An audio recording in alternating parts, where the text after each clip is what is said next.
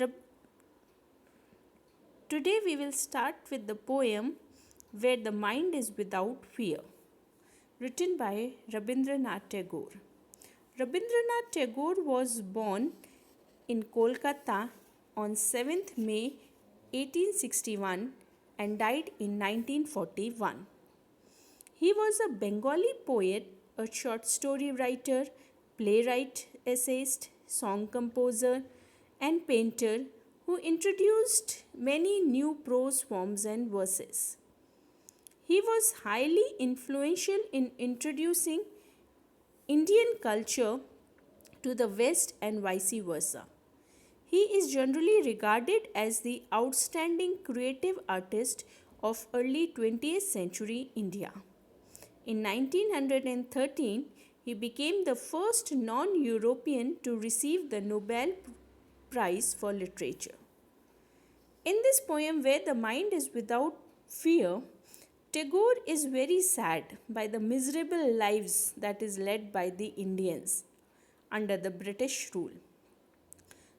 It was the time when India was under the British rule, was dependent, and India was struggling for the independence. In this poem, Tagore shows his love for his country and he prays to God to help the Indians to attain the freedom from all the mental and physical bonds. He says that the knowledge also should be attained without any restriction and there should be no discrimination based on caste, creed, race, religion, etc. In the end, he prays to God to seek support and guidance for his countrymen. He also asks God to awaken Indians into this heaven like place for an independent nation. Now we come to the poem Where the Mind is Without Fear. Where the mind is without fear and head is held high, where knowledge is free, where the word has not broken up into fragments by narrow domestic walls, where words come out from the depth of truth, where tireless striving stretches its arms towards perfection, where the clear stream of reason has not lost its way into the dreary desert sand of dead habit, where the mind is led forward by thee into ever widening thought and action. Into that heaven of freedom, my Father, let my country awake. In the opening lines, where the mind is without fear and the head is held high, the poet says that there is a fear in the minds of the Indians who are under the British rule. The poet speaks about the miserable life led by the Indians under the British rule. And he says to his countrymen that they should free themselves, free their minds also, and live a dignified life.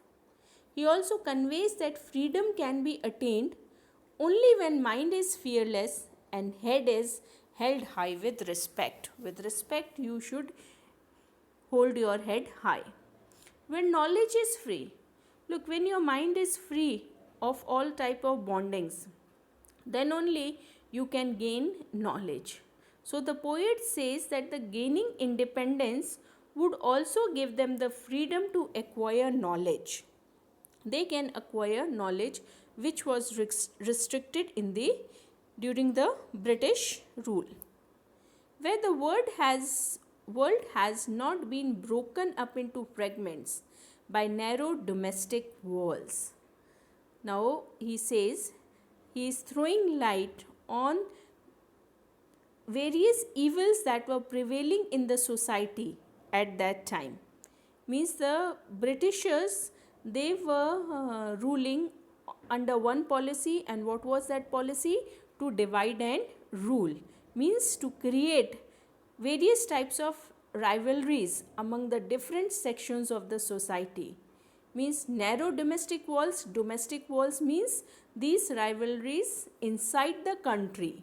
Of what? Rivalries of religion, caste, creed, race, and it was created by the people themselves.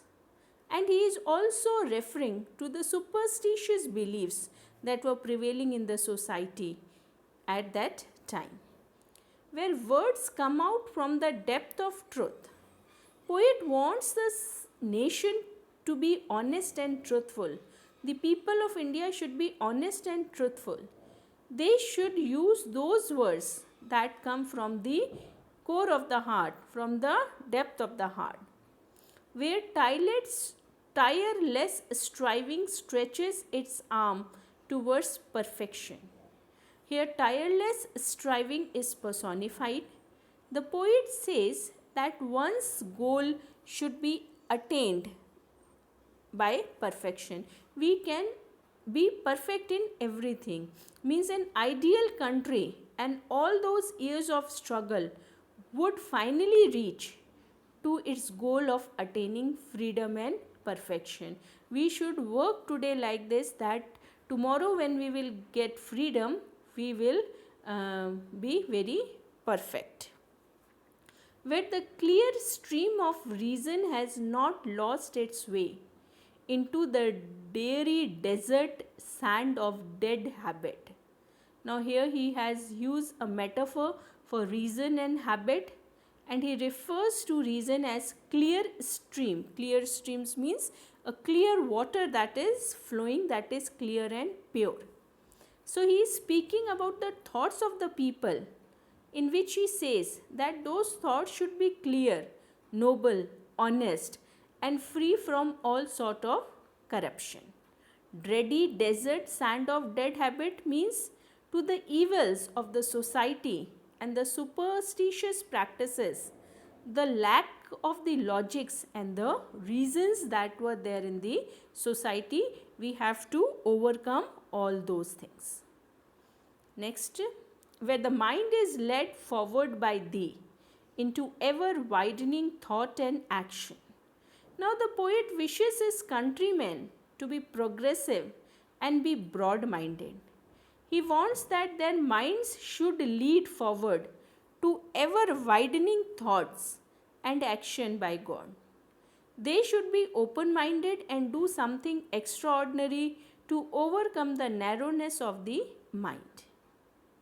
In the last lines he says, he prays to God and he addresses God as the Father. Into that heaven of freedom, my Father, let my country away.